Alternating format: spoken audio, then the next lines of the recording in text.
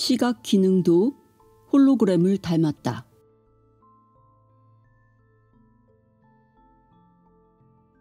두뇌가 홀로그램 방식으로 처리할 수 있는 것은 기억만이 아니다.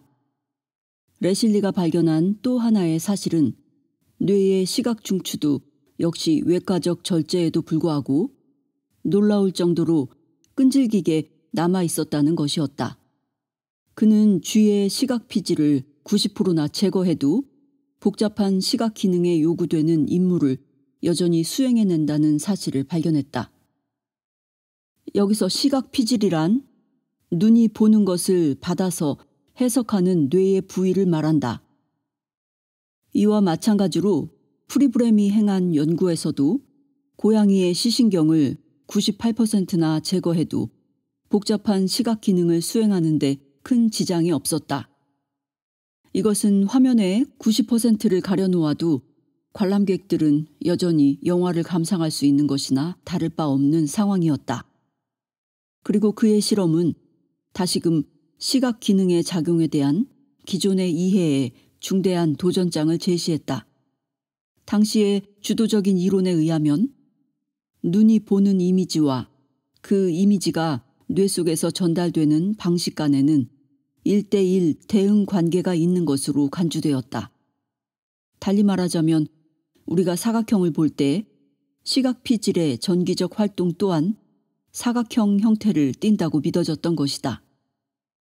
레실리가 발견한 종류의 사실들은 이런 견해에 치명타를 가하는 것처럼 보였지만 프리브렘은 거기에 만족하지 않았다.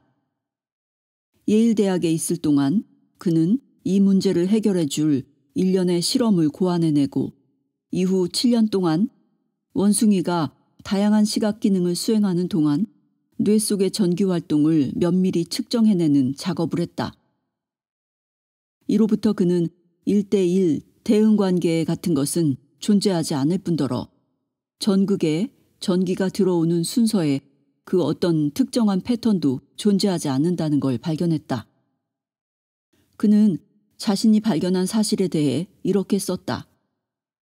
이 실험의 결과는 사진과 같은 화상이 대뇌 피질 표면에 투사된다는 견해와는 일치하지 않는다.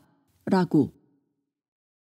기억의 경우와 마찬가지로 시각 피질이 외과적 절제에도 불구하고 그 기능을 잃지 않는다는 사실은 시각 기능 역시 분산 분포되어 있음을 암시했고 프리브렘은 홀로그램 사진술에 대해 알게 된 이후로 시각 또한 홀로그램을 닮은 것이 아닌지 의심하게 되었다.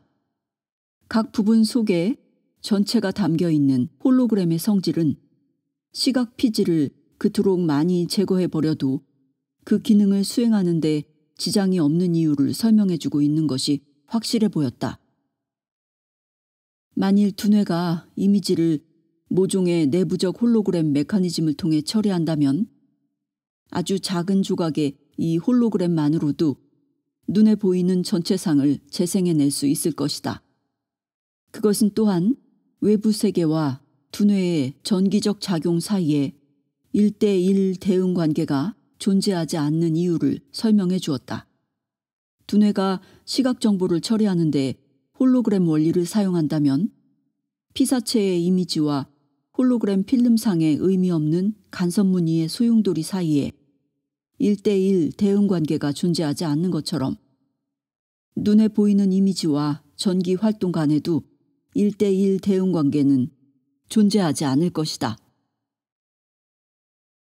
남아있는 유일한 의문은 그러한 내부적 홀로그램을 만들기 위해서 두뇌는 어떤 식의 파동적 현상을 이용하느냐 하는 것이었다. 프리브렘은 이러한 의문을 제기하자마자 그 답을 떠올렸다. 두뇌의 신경세포인 뉴런 사이에서 일어나는 신호 전달은 독립적으로 발생하지 않는다는 사실이 알려져 있었다. 뉴런은 작은 나무 같은 가지들을 가지고 있다. 그리고 전기 신호가 이 작은 가지들의 끝에 도달하면 그것은 마치 연못 속의 파문처럼 외부로 퍼져나간다. 뉴런들은 서로 매우 촘촘히 이웃하고 있으므로 퍼져나가는 전기적 파문은 이 또한 파동적 현상인 전기적 파문은 끊임없이 서로 교차된다. 이것을 기억해냈을 때 프리브렘은 이것이야말로 확실히 거의 끝없는 간섭무늬의 주마등 같은 배열을 일으키고 있으며 바로 이것이 두뇌가 홀로그램적인 성질을 가지게 만드는 것인지도 모른다는 사실을 깨달았다. 뇌세포들을 연결하고 있는 파두 성질, 웨이브 프론트 네이처 속에 홀로그램이 상존하고 있었지만 우리는 그것을 깨달을 만한 지혜가 없었을 뿐이다. 라고 프리브렘은 피력했다. 홀로그램 두뇌 모델로 풀리는 다른 수수께끼들. 프리브렘은 1966년 두뇌가 홀로그램과 같은 성질을 지니고 있을 가능성에 대해 최초로 글을 썼다. 그리고 이후 7년 동안 자신의 생각을 계속 확장시키고 다듬어 나갔다. 그러는 동안 그리고 다른 학자들이 그의 이론에 대해 알게 되면서 홀로그램 모델이 설명해 줄 수 있는 신경생리학적 수수께끼가 기억과 시각의 분산 분포적인 성질만이 아니라는 사실을 곧 깨닫게 되었다. 기억의 막대한 용량. 홀로그램 사진술은 우리의 두뇌가 어떻게 그토록 많은 양의 기억을 그 작은 공간 안에 저장할 수 있는지도 설명해 준다. 헝가리 태생의 명석한 물리학자이자 수학자인 존 폰 노이만은 인간의 평균 수명 동안에 두뇌는 자그마치 2.8 곱하기 10의 20제곱 비트의 정보를 기억한다는 것을 계산해냈다. 이건 어마어마한 양의 정보다. 두뇌 연구자들은 이같이 엄청난 용량을 설명해줄 메커니즘을 밝혀내기 위해 오랫동안 씨름해왔다. 흥미롭게도 홀로그램 또한 정보를 저장하는 대단한 용량을 지니고 있다. 두 개의 레이저 광선이 필름에 부딪히는 각도를 변화시키면 동일한 필름 표면에 서로 다른 많은 이미지들을 기록하는 것이 가능한 것이다. 그렇게 기록된 이미지는 단지 원래의 레이저 광선의 각도와 동일한 각도로 필름을 비추기만 하면 재생해낼 수 있다. 학자들은 이 방법을 사용하면 1제곱인치 크기의 필름 속에 성경책 50권에 해당하는 분량의 정보를 저장할 수 있음을 계산해냈다. 기억해내는 능력과 망각하는 능력. 앞서 설명한 것처럼 여러 개의 영상을 담고 있는 홀로그램 필름은 우리가 어떤 것을 기억해내거나 또는 잊어버리는 현상을 이해할 수 있는 방법을 제공한다. 이 다중 영상 필름을 레이저 광선 속에서 이리저리 각도를 변화시키면 그 속에 담겨 있는 다양한 이미지들이 연달아 깜빡거리며 나타났다 사라졌다 한다. 우리가 어떤 것을 기억해내는 능력은 이 필름 위에 레이저 광선을 비추어 특정한 이미지를 불러내는 방식과도 유사하다는 설이 있다. 이와 마찬가지로 우리가 어떤 일을 기억해낼 수 없을 때 그건 다중 영상 필름의 광선을 다양한 각도로 이리저리 비추어 보지만 우리가 찾고 있는 이미지를 불러낼 정확한 각도를 찾아내지 못하고 있는 것과 같을지도 모른다. 연상 기억. 프루스트의 소설 스완의 길에서 화자는 차를 한 모금 마시고 빼띠뜨 마들린이라는 이름의 조개 모양의 과자를 한 입 베어 무는 순간 갑자기 오랜 기억의 홍수 속으로 밀려 들어간다. 그는 한동안 영문을 모르고 어리벙벙해 있다가 한참을 애쓴 끝에야 어릴 때 숙모가 그에게 차와 마들린을 주곤 했다는 사실을 한 조각씩 기억해내고 그 기억의 본물을 휘저어 놓은 것이 바로 이 연상 관계임을 깨닫게 된다. 우리는 모두 이와 비슷한 경험을 가지고 있다. 부엌에서 흘러나오는 음식 냄새, 오랫동안 잊고 있었던 물건의 흘끗 닿은 시선, 이런 것들이 갑자기 우리의 과거에서 어떤 장면을 불러낸다. 홀로그램 개념은 기억의 연상적인 성질과 관련해서도 유사한 점들을 가지고 있다. 이것은 또 다른 종류의 홀로그램 촬영술로서 설명할 수 있다. 먼저 레이저 광선이 두 개의 피사체에서 동시에 반사된다. 예컨대 그것이 안락 의자와 담배 파이프라고 하자. 각각의 물체에서 반사된 빛을 충돌시켜서 그 결과로 나타나는 간섭 무늬를 필름에 포착한다. 그러면 안락 의자에 레이저 광선을 비추고 거기서 반사된 빛을 필름에 통과시킬 때마다 담배 파이프의 입체상이 나타난다. 거꾸로 담배 파이프에서 반사된 레이저 광선을 필름에 통과시키면 안락 의자의 홀로그램이 나타난다. 그러므로 만일 우리의 두뇌가 홀로그램 방식으로 작용한다면 어떤 대상이 특정한 기억을 불러일으키는 연상 기억 방식에도 이와 비슷한 메커니즘이 작용하고 있을지도 모른다. 친숙한 대상을 인식하는 능력. 얼핏 생각하면 친숙한 물건을 인식하는 인간의 능력은 그리 신기한 것이 아닐 수도 있지만 학자들은 그것이 상당히 복잡한 기능임을 오래전부터 알고 있었다. 예컨대 수백 명의 군중 속에서 낯익은 얼굴을 찾아낼 때 느끼는 확신감은 한갓 주관적인 감정이 아니라 우리 두뇌 속에 극도로 신속하고 신뢰할 만한 모종의 정보 처리 기능에서 오는 것으로 보인다. 1970년 영국의 과학 잡지인 네이처에 실린 한 기사에서 물리학자 피테르 반 헤르데는 인식 홀로그래피로 알려진 홀로그램 사진술의 한 방식이 인간의 이러한 능력을 이해할 수 있는 방법을 제시한다고 주장했다. 인식 홀로그래피에서는 대상의 홀로그램 이미지를 보통의 방식과 동일한 방법으로 기록하되 한 가지만 다르다. 즉, 레이저 광선이 감광되지 않은 필름을 통과하기 전에 집광 거울이라는 특수한 거울에 반사되게 하는 것이다. 두 번째 대상, 즉 비슷하지만 동일하지 않은 두 번째 대상에 레이저 광선을 비추고 그 반사된 빛이 다시 거울에 반사되어 현상된 필름을 통과하면 필름 위에 밝은 점들이 나타난다.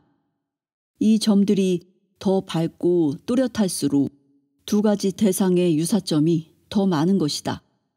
만일 이 두 물건이 완전히 다르다면 빛의 점은 나타나지 않을 것이다. 이 홀로그램 필름 뒤에 빛에 감응하는 광전지를 설치한다면 이것을 하나의 기계적 인식 시스템으로 사용할 수도 있다.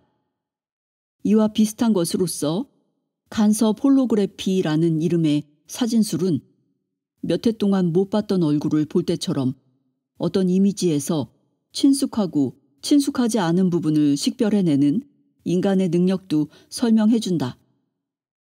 이 사진술에서는 대상의 이미지를 담고 있는 필름을 통해서 대상을 본다.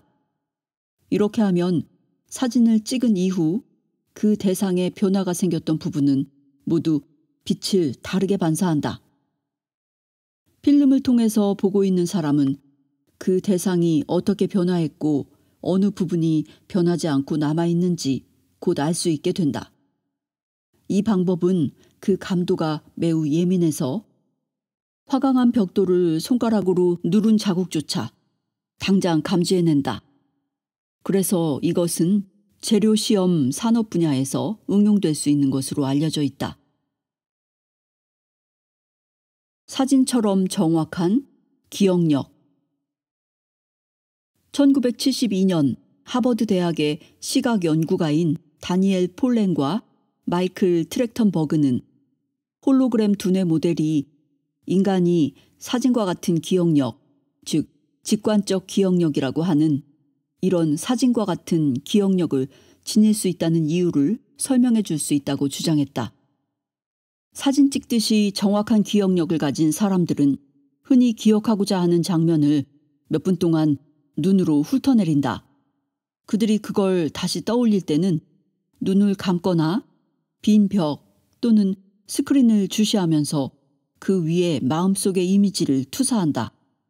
그런 사람들 중에 하나인 하버드 대학 미술사 교수 엘리자베스를 연구한 폴렌과 트랙턴버그는 그녀가 투사한 마음속의 이미지는 너무나 생생해서 예컨대 그녀가 괴테의 파우스트 책장을 읽어 내려갈 적에는 마치 진짜 책을 읽는 것처럼 안구가 좌우로 움직인다는 사실을 발견했다. 홀로그램 필름 조각이 작아질수록 거기에 담긴 영상도 희미해진다는 사실을 아는 폴렌과 트랙턴버그는 이런 사람들은 아마도 모종의 방법으로 자신의 기억 홀로그램의 매우 넓은 영역에까지 의식을 뻗칠 수 있기 때문에 더 생생한 기억을 가지고 있을지도 모른다고 주장했다. 역으로 대부분의 사람들은 홀로그램의 제한된 작은 영역까지밖에 의식이 미치지 못하기 때문에 그보다 훨씬 불확실한 기억력을 갖고 있는 것인지도 모른다.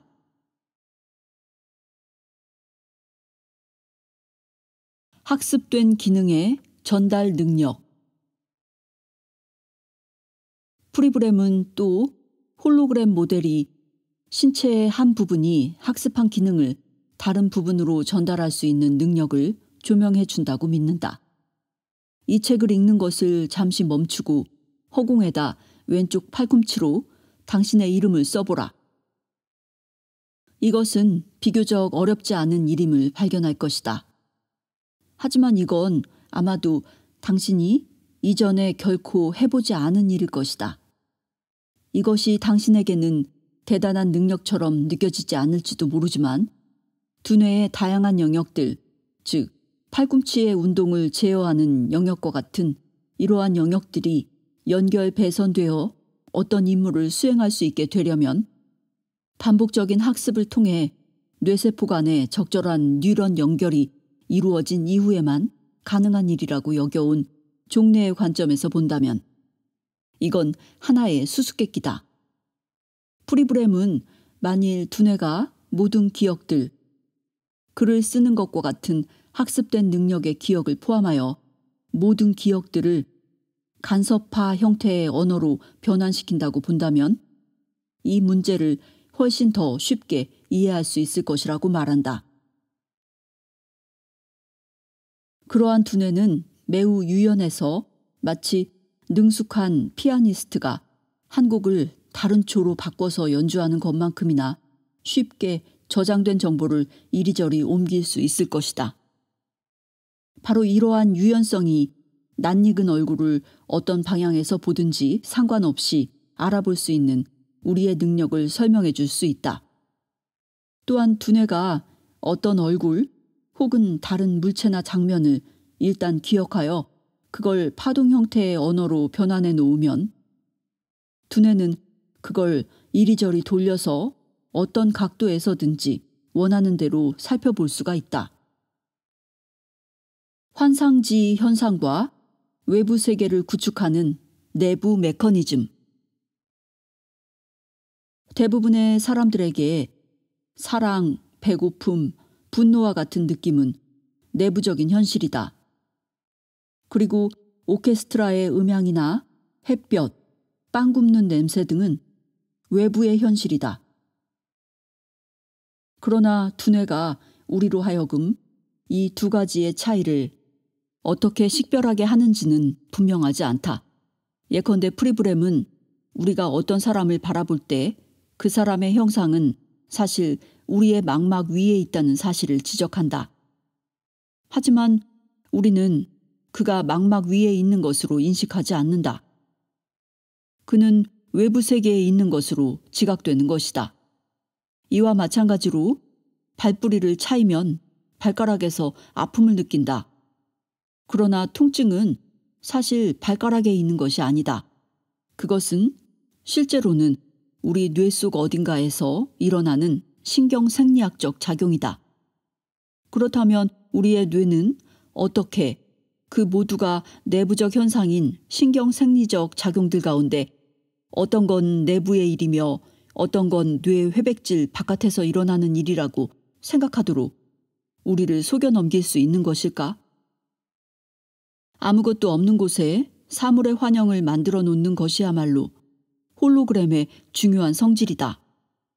이미 말했듯이 홀로그램을 보면 그것은 공간 속에 자리를 차지하고 있는 것처럼 보이지만 손을 휘저어 보면 거기에는 아무것도 없음을 알 수 있다. 당신의 감각이 말해주는 것과는 반대로 어떤 계측기로도 홀로그램이 떠 있는 것으로 보이는 그곳에서 별다른 종류의 에너지나 진료의 존재를 감지해낼 수 없다. 이것은 홀로그램 이미지가 허상이기 때문이다. 즉, 그것은 실제로 존재하지 않는 곳에 존재하는 것처럼 보이는 상이며 거울 속에 비친 당신의 모습이 그렇듯 그것은 공간 속에서 어떤 자리도 차지하지 않는다. 거울 속의 상이 거울 뒷면의 은 도금막 위에 존재하듯 홀로그램이 실제로 차지하는 장소는 그걸 기록하고 있는 필름 위에 감광제 속일 뿐이다. 내부적인 작용을 신체 외부에서 일어나는 것으로 생각하도록 우리를 속일 수 있는 두뇌의 능력에 대한 또 다른 증거는 노벨상을 수상한 생리학자 게오르그 폰 베케시가 발견했다. 베케시는 1960년대 행한 일련의 실험에서 눈을 가린 피험자의 양 무릎에 진동기를 갖다 댔다. 그리고는 진동기의 진동수를 변화시켰다.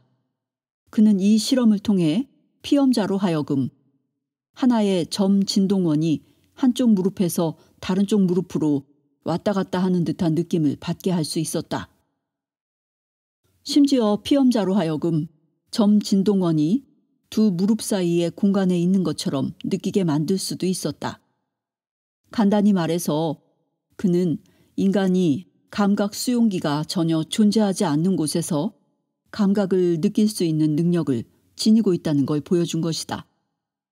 프리브렘은 베케시의 연구가 홀로그램적 관점과 일치하며 간섭하는 파동 혹은 베케시의 경우에는 간섭하는 물리적 진동원들이 뇌로 하여금 신체의 경계 바깥에서 감각을 느끼게끔 만드는 이치를 더욱 명쾌하게 조명해 준다고 믿는다.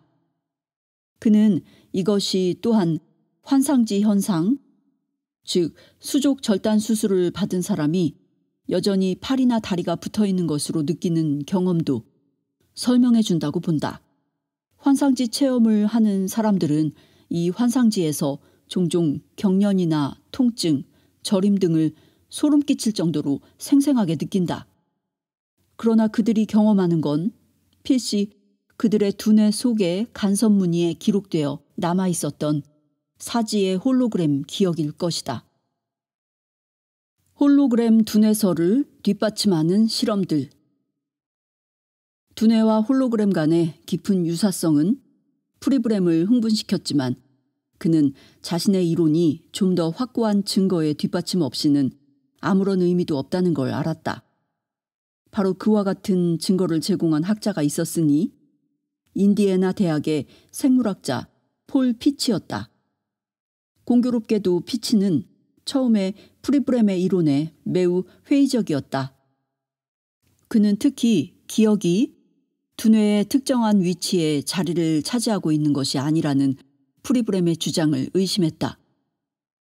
피치는 프리브렘의 오류를 증명하기 위해서 일련의 실험을 고안해냈고 실험 대상으로 도롱뇽을 택했다. 이전의 연구를 통해서 그는 도롱뇽을 죽이지 않고 뇌를 제거할 수 있다는 사실을 발견했다. 도롱뇽은 두뇌가 없는 동안에는 혼수 상태가 되었지만 그걸 회복시키면 곧바로 완전히 정상으로 돌아왔다. 피치는 만일 도롱뇽의 먹이 습성이 뇌의 특정한 위치에 국소적으로 자리 잡고 있지 않다면 도롱뇽의 먹이 습성은 뇌가 머릿속에서 어떻게 위치해 있는가와는 무관해야 한다고 생각했다. 만일 상관이 있다면 프리브렘의 이론은 틀렸다는 것이 입증되는 것이다. 그래서 그는 도롱뇽의 좌뇌와 우뇌를 뒤바꾸어 놓았다. 그러나 실망스럽게도 도롱뇽은 회복되자마자 곧 정상적인 먹이 습성을 보였다. 그는 다른 도롱뇽을 택하여 뇌의 아래 위를 바꾸어 보았다. 뇌가 회복되자 도롱뇽은 역시 정상적으로 먹이를 먹었다. 점점 당황한 피치는 좀 더 과격한 방법을 쓰기로 했다. 그는 100회가 넘는 수술을 통해서 이 운 나쁜 동물의 뇌를 얇게 썰고 뒤집고 버무리고 심지어는 잘게 점였다. 그러나 뇌를 갖다 놓을 때마다 도롱뇽의 행동은 정상으로 돌아왔다. 이 같은 발견과 다른 학자들의 발견들이 피치를 프리브렘 이론의 신봉자로 바꾸어 놓았고 이것이 주목을 끌어서 그의 연구는 TV 취재물인 60분에 반영되기에 이르렀다. 그는 자신의 통찰력이 담긴 저서 버무린 뇌에서 이 경험과 자신의 실험 내용을 상세히 서술했다.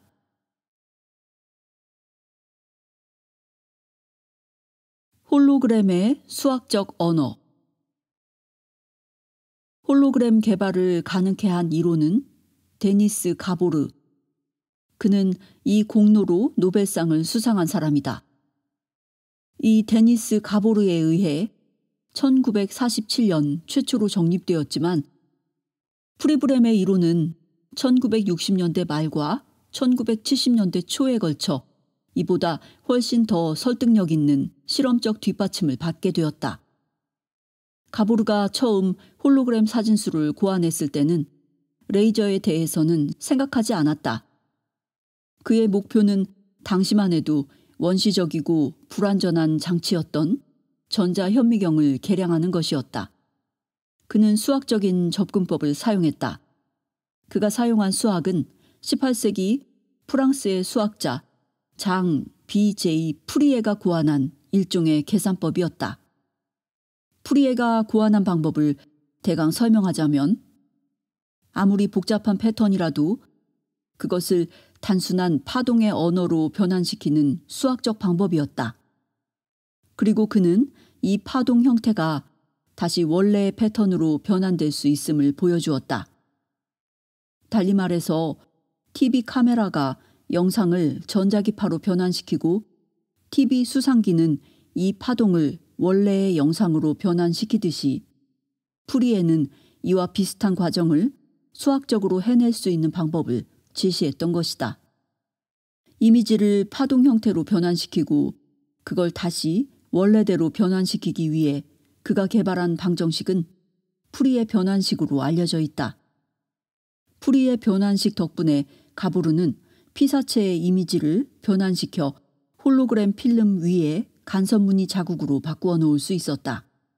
프리의 변환식은 또한 이 간섭무늬를 다시 원래 대상의 이미지로 변환시킬 수 있었다.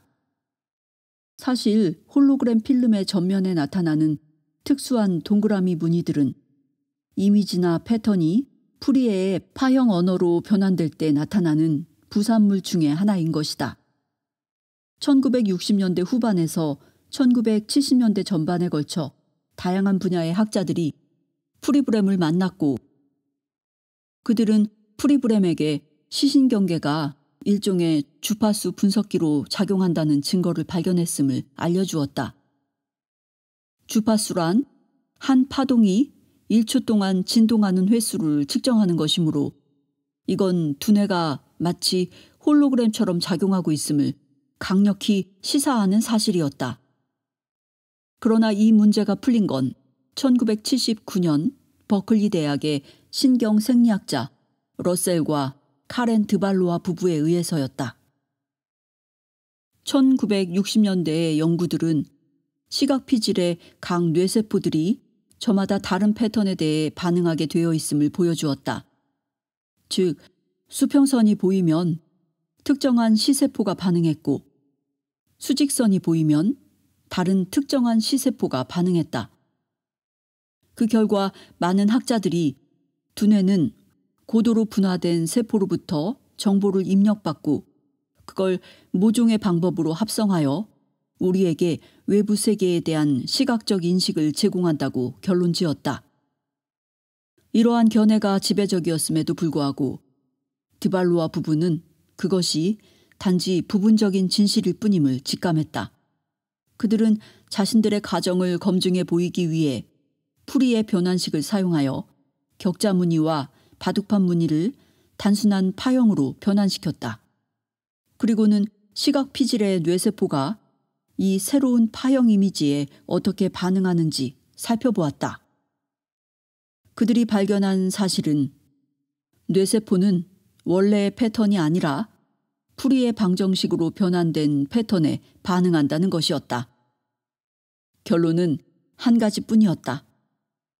두뇌는 홀로그램 사진술이 사용하는 것과 동일한 풀이의 수학을 사용하여 시각적 이미지를 풀이의 파형 언어로 변환시킨다는 것이다.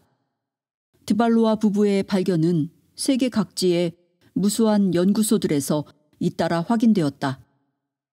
그리고 그건 두뇌가 하나의 홀로그램임을 입증하는 절대적 증거는 아니었지만 프리브렘으로 하여금 자신의 이론이 옳음을 확신하게 할 만한 충분한 증거를 제공했다.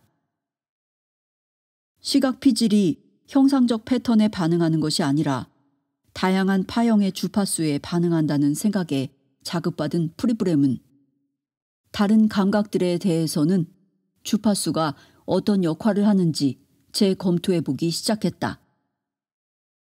20세기의 과학자들이 주파수 역할의 중요성을 어쩌면 간과했을지도 모른다는 사실을 깨닫는 데는 많은 시간이 걸리지 않았다. 드발로아의 발견보다 50년 전에 독일의 생리학자이자 물리학자인 헤르만 폰 헬름홀츠는 귀가 주파수 분석기임을 증명했다.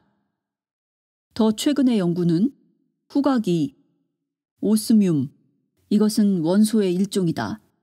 오스뮴 주파수라고 불리는 파동을 기본으로 하고 있는 것으로 보인다는 사실을 밝혀냈다. 베케시의 연구는 피부가 진동의 주파수를 감지한다는 것을 명백히 보여주었고, 그는 또한 미각에도 주파수 분석 기능이 개입되어 있을지 모른다는 약간의 증거까지 찾아냈다. 또 흥미롭게도 베케시는 피실험자가 다양한 주파수의 진동에 어떻게 반응할지 예측할 수 있는 수학 방정식 역시 푸리에의 형식의 것임을 발견했다.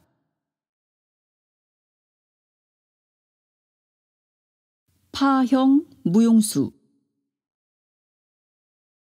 그러나 아마도 프리브렘을 가장 놀라게 했던 사실은 우리의 신체 운동조차도 두뇌 속에서 푸리에의 파형 언어로 번역될 수 있음을 밝혀낸 러시아의 과학자 니콜라이 번스타인의 발견일 것이다.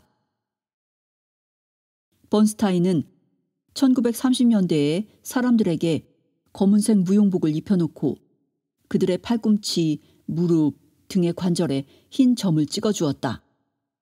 그리고 그들에게 검은색 배경 앞에서 춤추기, 걷기, 뛰기, 망치질, 타자 등의 다양한 동작을 연출하도록 하고 그걸 영화로 찍었다.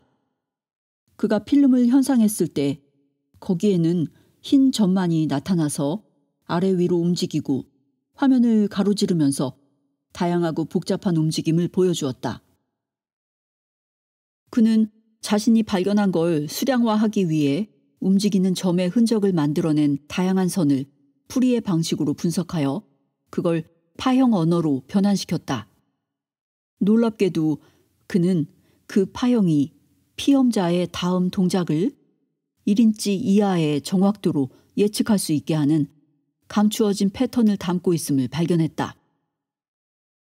번스타인의 연구 결과를 보았을 때 프리브렘은 즉시 그것이 의미하는 바를 감지했다. 번스타인이 피험자의 움직임을 푸리의 방식으로 분석하자 감추어져 있던 패턴이 드러난 이유는 아마도 그것이 바로 뇌 속에서 동작이 기억되는 방식이었기 때문일 것이다. 이것은 하나의 흥미로운 가능성이었다.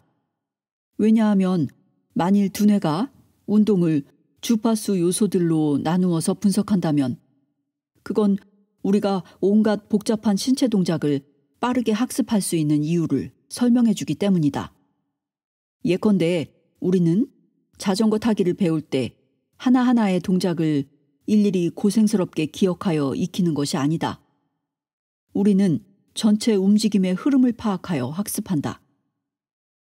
우리가 온갖 다양한 신체적 움직임을 학습하는 방식인 이러한 유동적 전체성은 두뇌가 정보를 조각조각 분석적으로 저장한다고 생각하면 설명하기가 어렵다. 그러나 만일 두뇌가 그런 동작들을 풀이의 방식으로 분석하여 전체적으로 흡수한다고 본다면 이것을 이해하기가 훨씬 더 쉬워진다. 학계의 반응. 이와 같은 증거들에도 불구하고 프리브렘의 홀로그램 모델은 아직도 논쟁의 여지가 매우 많다. 그 문제들 중에 일부는 두뇌 작용에 대한 널리 알려진 이론들이 많이 있으며 그것들 모두가 저마다 그것을 뒷받침할 만한 증거를 갖고 있다는 사실이다. 일부 학자들은 분산적으로 분포되어 있는 기억의 성질은 두뇌 속의 다양한 화학물질의 흐름으로서 설명할 수 있다고 믿고 있다. 또 어떤 학자들은 큰 뉴런 다발 간의 전기적 파동으로서 기억과 학습의 메커니즘을 설명할 수 있다고 주장한다. 이 각각의 주장들이 모두 열렬한 지지자들을 가지고 있고 어쩌면 대부분의 과학자들이 프리브렘의 주장을 받아들이지 않고 있다고 말하는 편이 정확할 것이다. 예컨대 노스캐롤라이나주 윈스턴 살렘의 보만 그레이 의과대학의 신경심리학자인 프랭크 우드는 홀로그램 모델을 필요로 하는 혹은 최소한 홀로그램 모델이 선호할 만한 실험적 발견들은 지극히 적다라고 말한다. 프리브렘은 우드와 같은 학자들의 주장에 대해 어이없어 하면서 자신은 현재 그러한 데이터의 사례를 500가지 이상 담은 책을 출판하려고 하고 있는 중이라고 응수한다. 프리브렘의 주장에 동조하는 학자들도 있다. 전직 댈러스 시립병원장이었던 레리 도시 박사는 프리브렘의 이론이 두뇌에 관한 많은 캐캐묵은 가설들의 도전장을 내밀고 있음을 인정하면서도 뇌 기능을 연구하는 많은 전문가들이 이 생각에 매력을 느끼고 있다. 그것이 단지 현재의 정통적 견해가 너무나 터무니없기 때문이라고 하더라도 말이다. 라고 토를 단다. PBS 연속물 뇌의 작가이자 신경학자인 리처드 레스텍도 도시와 견해를 같이 한다. 그는 인간의 능력이 홀로그램처럼 뇌 전반에 분포되어 있음을 시사하는 압도적인 증거에도 불구하고 대부분의 학자들은 마치 지도 위에서 한 도시의 위치를 짚을 수 있듯이 그러한 기능이 뇌 속의 한 장소에 자리 잡고 있다는 생각에만 매달려 있다고 말한다. 레스텍은 이러한 가정에 근거한 이론들은 지나치게 단순화된 것일 뿐 아니라 실제로 뇌의 진정한 구조를 인식하지 못하도록 우리를 회방하는 관념적 족쇄로 작용하고 있다고 믿는다. 그는 홀로그램설은 가능성이 있을 뿐 아니라 현재로서는 뇌 기능을 설명하는 가장 설득력 있는 모델을 제공하고 있다라고 본다. 프리브렘과 봄의 조우. 1970년대에 이르자 프리브렘으로서는 자신의 이론이 옳음을 확신할 만한 충분한 증거가 쌓였다. 게다가 그는 운동 피질 속의 각각의 뉴런들이 특정의 제한된 주파수 대역에 대해서만 선택적으로 반응한다는 사실을 발견했다. 이것은 그의 결론을 더욱 확실히 뒷받침해주는 발견이었다. 그를 괴롭히기 시작했던 의문은 우리의 뇌 속에서 인식되는 현실의 모습이 사진이 아니라 홀로그램이라면 그건 대체 무엇의 홀로그램인가 하는 것이었다. 이 의문이 제기한 딜레마는 비유하자면 테이블에 둘러앉은 사람들을 폴라로이드 사진기로 찍었는데 사진을 보니 사람들은 나오지 않고 테이블 주위에 구름처럼 뿌연 간선무늬 물결만 나타나는 것과 비슷하다. 두 가지 현실에 대해서 공히 이런 의문을 제기할 수 있다. 어느 쪽이 진인가? 관찰자, 즉 사진사가 경험한 외견상 객관적으로 보이는 세계인가? 아니면 뇌 또는 카메라가 기록한 간선 무늬의 물결인가? 프리브렘은 홀로그램 모델이 가져올 논리적 결론은 그것이 객관적인 세계, 즉 커피잔과 산의 경치, 느릅나무 숲과 탁상의 램프 등에는 존재하지 않을 가능성, 혹은 최소한 우리가 믿는 방식으로는 존재하지 않을 수도 있다는 가능성의 문을 열어놓으리라는 걸 깨달았다. 그는 궁금했다. 신비가들이 수세기 동안 말해왔던 것, 즉 현실은 마야, 곧 환영이며 외부에 있는 세계는 사실은 공명하는 파동 형체들의 거대한 교양곡, 오직 우리의 감각 속으로 들어온 이후에야 우리가 알고 있는 그런 세계로 변환되는 하나의 주파수 대역이라는 말이 사실이란 말인가? 그가 찾고 있는 해답이 자신의 학문 영역 밖에 있는 것인지도 모른다는 사실을 깨달은 그는 물리학자인 아들에게 조언을 구했다. 그의 아들은 데이비드 봄이라는 물리학자의 연구를 살펴보라고 권했다. 그 말을 따랐을 때 프리브렘은 전기에 감전된 듯이 놀랬다. 그는 거기서 자신의 의문에 대한 대답을 발견했을 뿐 아니라 이 우주 전체가 하나의 홀로그램이라는 봄의 사상과 마주쳤던 것이다.